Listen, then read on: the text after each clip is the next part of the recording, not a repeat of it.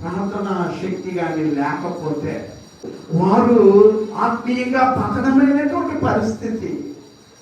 వాళ్ళకే తెలుస్తుంది, నేను పడిపోతున్నా, నిలబడలేకున్నా, శక్తి లేకున్నా, బలహీనమైపోయినా, ఇదిగో పాపమును అడ్డుకోలేకపోతున్నా, దేవుణ్ణి స్తుతించలేకున్నా, ప్రార్థన చేయలేకున్నా.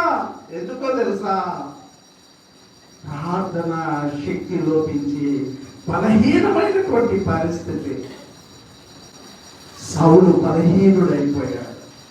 బలహీనుడైపోతే ప్రభు ఆయన స్వరాన్ని వినడం ఆపేసేసాడు. ప్రార్థనా శక్తి లేనటువంటి వారి జీవితంలో మనం చూస్తే తెగిపోయినటువంటి గాలిపటం లాగా ఉంటారు. జీవితంలో ఒక స్థిరత్వం లేకుండా ఉంటారు.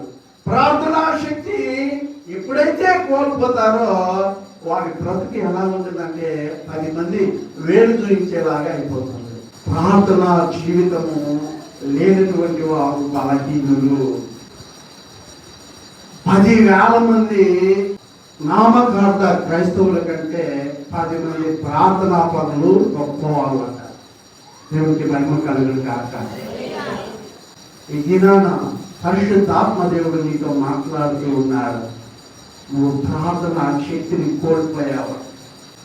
అనేకులు ప్రార్థనా శక్తిని కోల్పోయారు.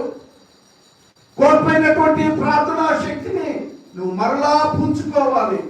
సౌలుకు పట్టినటువంటి గతి మనకు వద్దు. సంసోనుకు పట్టినటువంటి గతి మనకు వద్దు. యూదా ఇస్కరియోతుకు పట్టిన గతి మనకు వద్దు.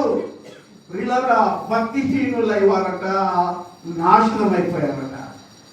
ప్రార్థనా శక్తి లేకపోతే భక్తిహీనులుగా తయారైపోతారు. అందుకే ప్రార్థనా శక్తి చాలా ప్రాముఖ్యమైనటువంటిది.